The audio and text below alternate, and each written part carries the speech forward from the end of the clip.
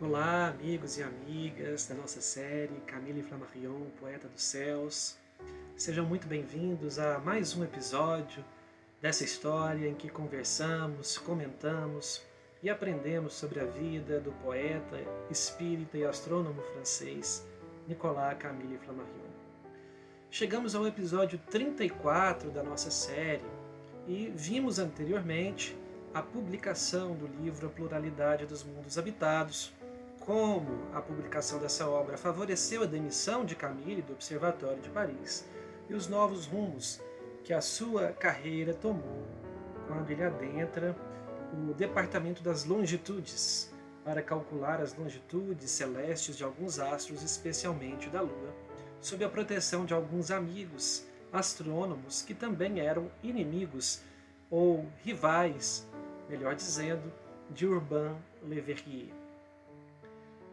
E agora nós voltamos nesse episódio 34 para nós trazermos à discussão e ao nosso aprendizado as repercussões que a obra tomou em toda a Europa sob a ótica do próprio Camille Flammarion. Como é que ele viu a repercussão da obra e o que ele cita a respeito das citações que foram feitas a respeito da sua obra.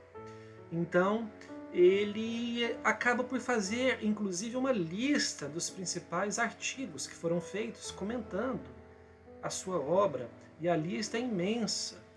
Agradece a cada um dos articulistas, dos autores, com a expressão de todo o seu reconhecimento.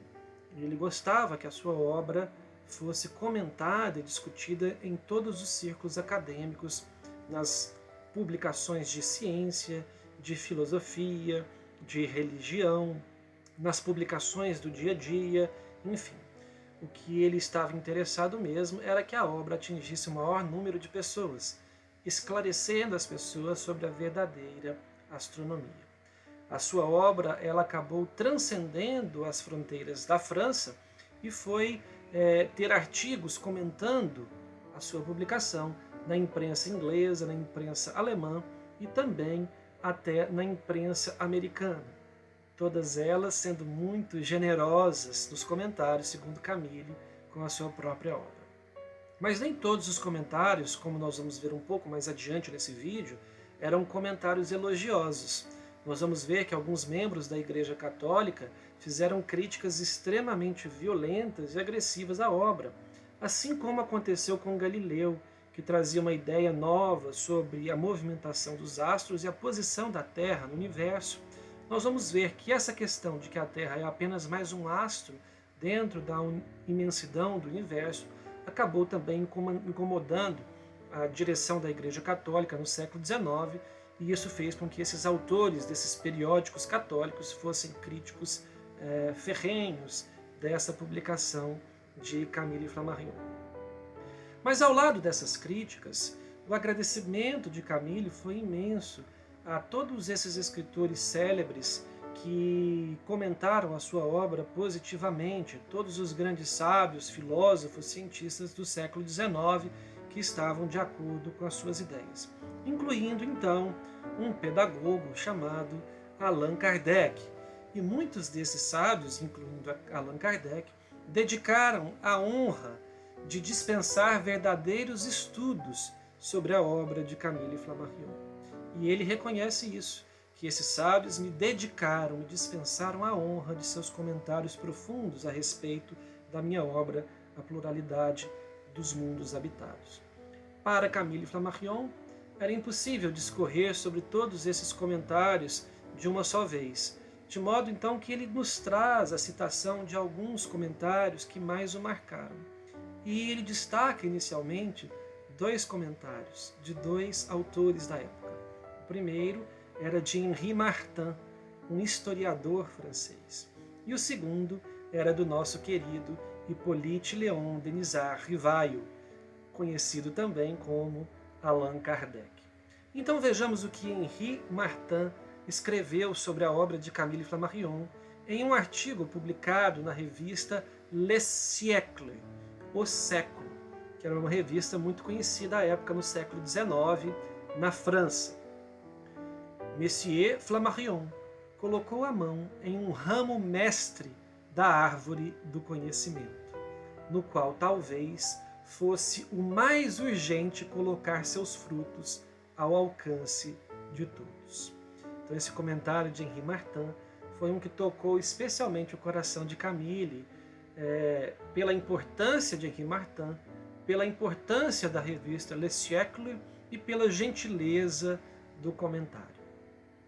Allan Kardec, por sua vez, publicou na Revista Espírita, em janeiro de 1863, um texto anunciando a primeira edição da obra A Pluralidade dos Mundos Habitados. E Camille destaca o último parágrafo desse texto de Allan Kardec sobre a sua obra. Esse parágrafo também está citado no artigo que eu tive a alegria de escrever para a Revista Espírita, agora edição de abril de 2022, onde eu discorro sobre a relação de amizade entre Camille Flammarion e Allan Kardec. Podem acessar o site da Revista Espírita, que vocês encontrarão esse texto lá. Então Allan Kardec escreveu assim, sobre a obra: vendo a soma de ideias contidas nessa pequena obra, a gente se admira que um jovem, na idade em que os outros ainda estão nos bancos escolares, tenha tido tempo de se apropriar delas e, com mais forte razão, aprofundá-las. É para nós uma prova evidente de que seu espírito não se acha no início, ou que, malgrado seu, ele é assistido por outro espírito. Então esse é o comentário que Allan Kardec faz sobre a primeira edição da obra de Camille Flammarion, lançada em 1862. No episódio passado, nós vimos que Camille aprofundou a obra em 1864, com várias edições subsequentes, principalmente no aspecto filosófico. Ele trouxe, a pedido do Messier Didier, esse aprofundamento filosófico. E Allan Kardec volta a abordar essa questão em 1864, em um outro texto da Revista Espírita.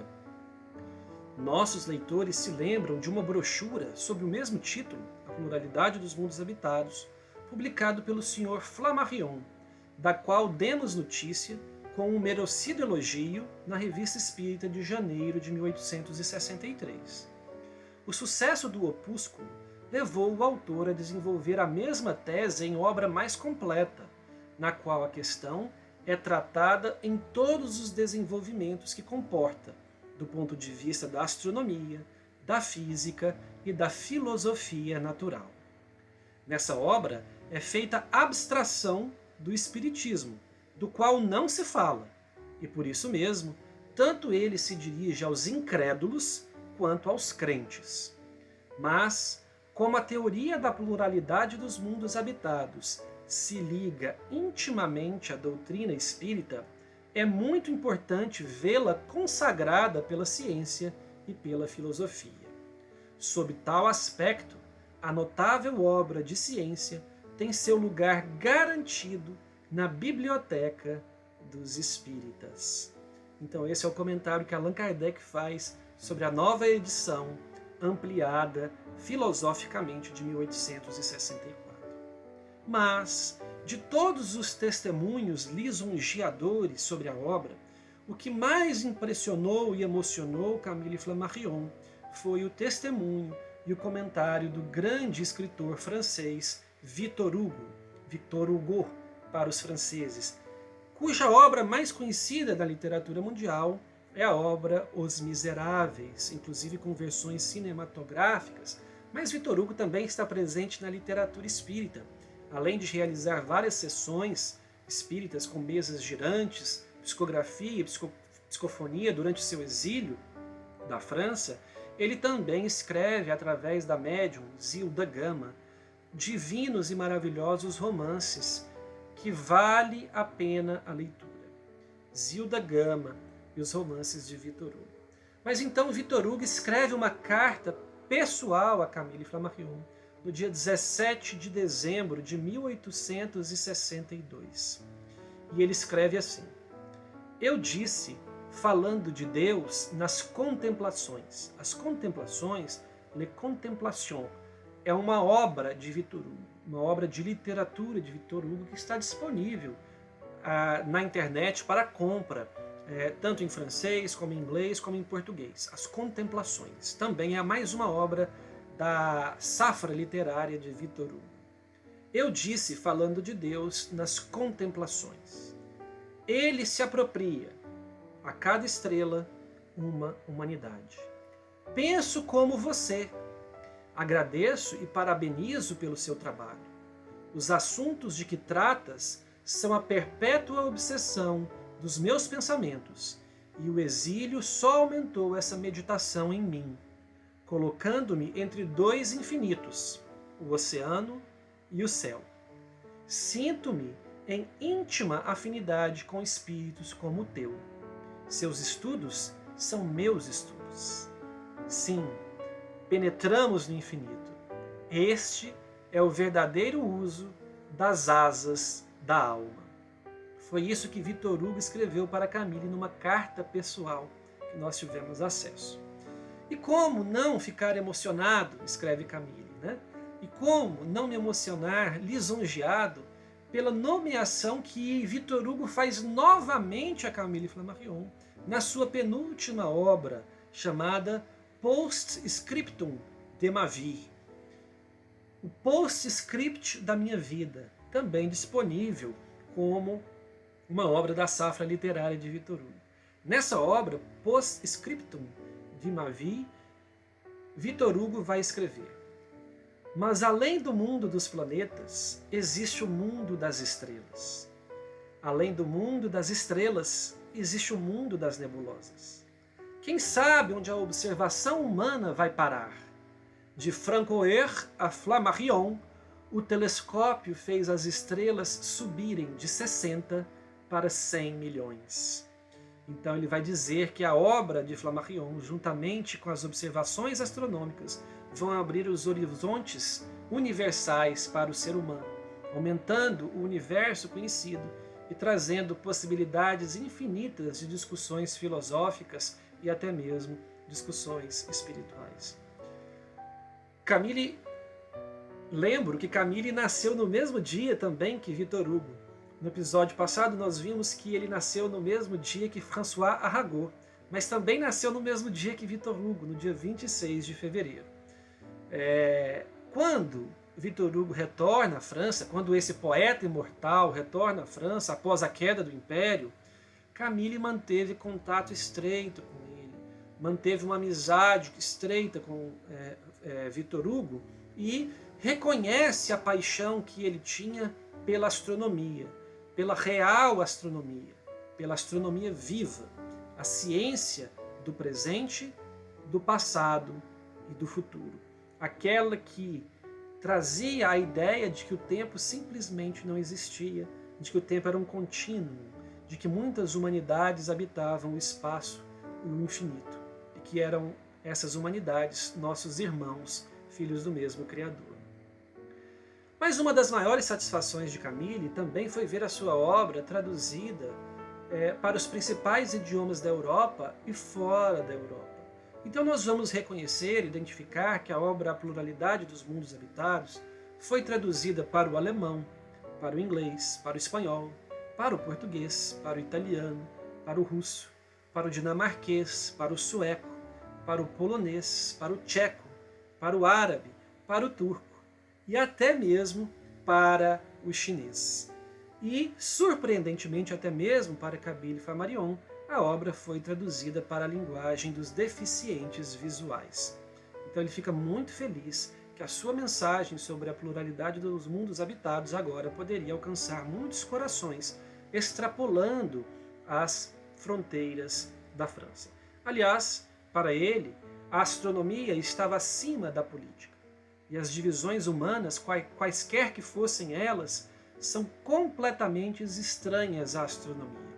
Nós temos muito essa sensação quando nós vemos as imagens que são feitas da Terra a partir do espaço, da Estação Espacial Internacional, por exemplo, ou até mesmo quando nós estamos viajando de avião. Nós olhamos para baixo e vemos a Terra e vemos que não há fronteiras, que esse discurso político, esse discurso bélico, ele só existe aqui, na crosta terrestre, mas que ao deixarmos a Terra eles perdem significância, perdem sentido até. Fica parecendo uma coisa muito pueril, muito infantil, tão pequena diante da grandiosidade do universo. E é isso que ele está querendo dizer, que a astronomia está muito acima da política, muito acima das divisões humanas, e essas políticas e essas divisões humanas estranham completamente a astronomia, desconhecem totalmente esse poder grandioso que a astronomia nos traz. Mas um dia, um dos autores credenciados da livraria acadêmica, muito importante na época, chamado Monsieur Maury, que era inclusive também bibliotecário na biblioteca das Telorias, da Tellurie, né, e mantinha contato frequente com o imperador Napoleão III. Veja só, esse bibliotecário da livraria acadêmica mantinha contato com o imperador, inclusive auxiliava o imperador Napoleão III a escrever uma obra que também está disponível para nós adquirirmos, chamada História de Júlio César. Napoleão escreveu esse livro sobre a história de Júlio César. E esse autor, Monsieur Maury, auxiliou Napoleão a escrever essa obra. Então Camille encontra esse bibliotecário, credenciado autor da livraria acadêmica, e ele diz que havia apresentado a obra de Camille, A Pluralidade dos Mundos Habitados, para o imperador. E nós vamos ler aqui o comentário que Monsieur Maury escreve na revista Cosmos, que também circulava na França naquela época, no dia 15 de dezembro de 1864, um artigo em que ele escreveu Le Livre de Monsieur Flammarion à la Cour de l'Empereur, o livro de Monsieur Flammarion na corte do imperador. O imperador interessou-se particularmente por esta obra e não conseguiu escapar à surpresa que se manifesta quando nos é mostrada a insignificância e, por assim dizer, o nada da terra perante a grandiosa imensidão das criações do céu. O que mais surpreendeu o imperador e mais chamou sua atenção é a gravura que representa o tamanho comparado do Sol e da Terra, onde uma bala de canhão é vista ao lado de uma ervilha. Mas como? Nós estamos aqui? Exclamou. É possível isso? Como somos pequenos! No almoço da corte, que foi em Saint-Cloud, na sexta-feira, 21 de outubro daquele ano, de 1864, a conversa se voltou para o novo livro e o alcance de tais considerações para atenuar a vaidade humana e endireitar as falsas concepções do homem sob sua grandeza totalmente nominativa. Deste ponto de vista, a astronomia mostrou-se investida de uma nova autoridade sobre o raciocínio do espírito humano, e sua utilidade filosófica não parece inferior à utilidade científica. Ela passou a ocupar uma posição entre os princípios fundamentais que devem constituir a base das crenças humanas. Em vista da representação geométrica dos valores do Sol e da Terra, a imperatriz recebeu uma impressão ainda mais vívida do que a do imperador mais familiarizado com os fatos da observação moderna. Disse a imperatriz: mas isso não é possível. Não somos tão pequenos assim. Agora pense, madame, respondeu o imperador, no pequeno espaço que ocupamos nessa terra. Ele disse, né? Pense, madame, no pequeno espaço que nós ocupamos nessa terra. E como o nosso gracioso soberano permaneceu pensativo, alguém disse: não vamos mais pensar nisso, acrescentou o próprio imperador. Isso nos torna imperceptíveis e deve custar trabalho para nos destruir. Veja, a conversa voltou-se imediatamente para as verdades astronômicas, das quais derivava a doutrina da pluralidade dos mundos habitados, sobre o tamanho e natureza dos planetas, sobre a distância das estrelas, sobre a velocidade da luz, sobre a extensão do céu visível e as descobertas telescópicas. Monsieur Maury que havia apresentado o trabalho de Messier Flammarion, explicou essas grandes verdades da ciência moderna e expandiu notavelmente sobre as investigações de Roemer e as medidas relativas das distâncias celestes. O jovem autor foi assim favorecido por ter como intérprete o ilustre historiador da Academia de Ciências. Então essa foi a reportagem que saiu na revista Cosmos. E veja, Napoleão era um conquistador, era um político, um imperador, e a imperatriz também. Imagine o impacto que essas ideias de que nós não somos especiais no universo, de que a Terra é apenas mais um orbe e que nós somos muito pequeninos dentro dela, pode causar em um imperador. E isso aconteceu de fato. Camille Flammarion vai nos comentar sobre isso, né?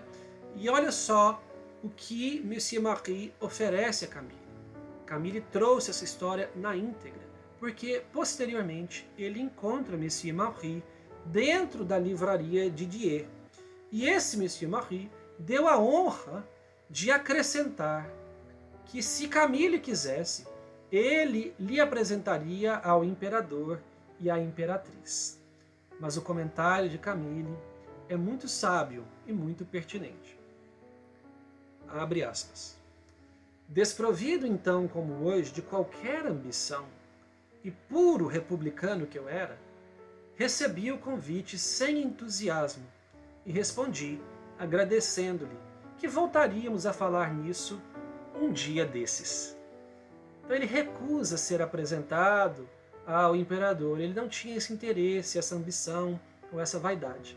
E usa um jargão que nós usamos, né, quando nós queremos postergar alguma coisa, um dia desses, mais para frente, quem sabe.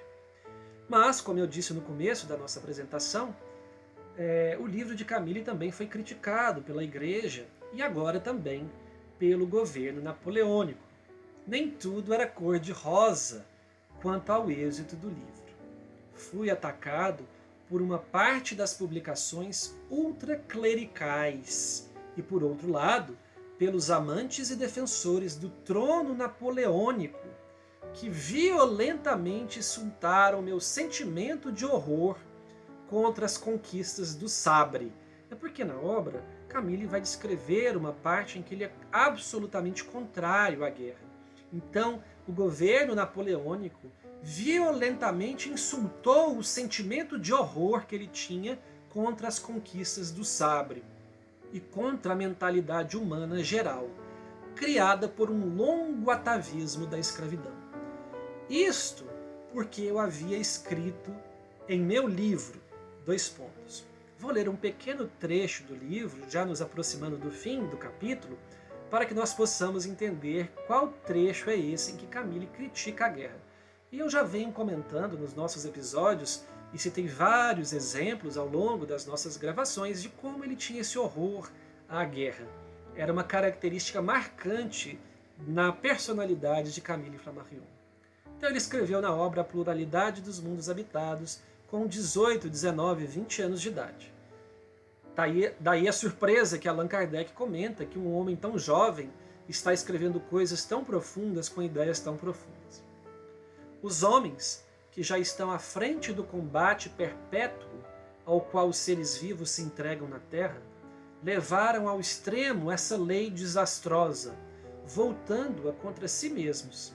E desde a origem das sociedades, em meio das mais avançadas civilizações, como também no seio da barbárie, a guerra iníqua e sem sentido tomou a rédea das nações humanas.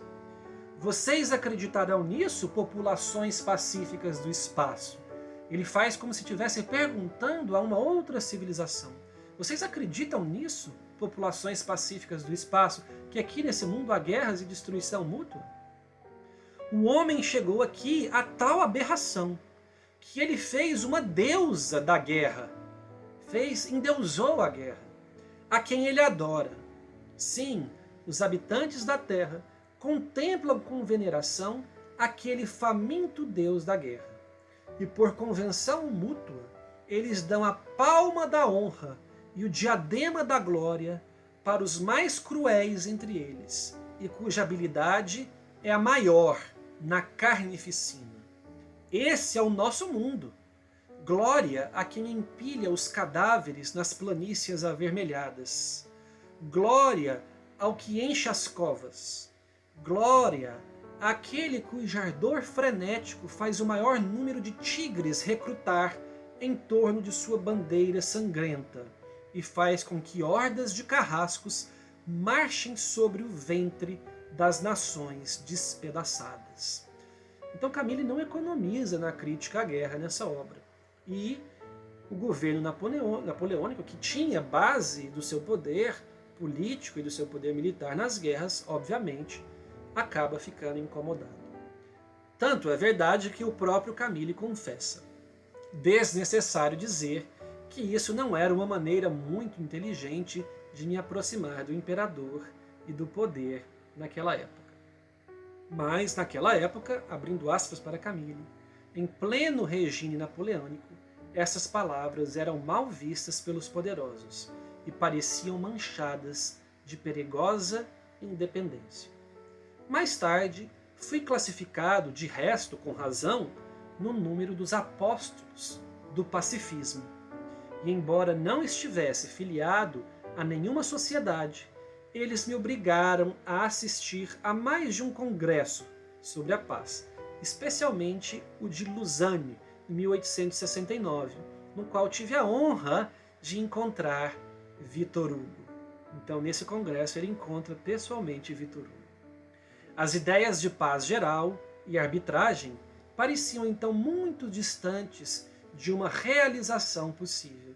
Ele percebe que naquele momento a ideia de paz universal entre as nações estava muito distante, porque havia homens, e sempre os há, que só valorizam o argumento dos punhos.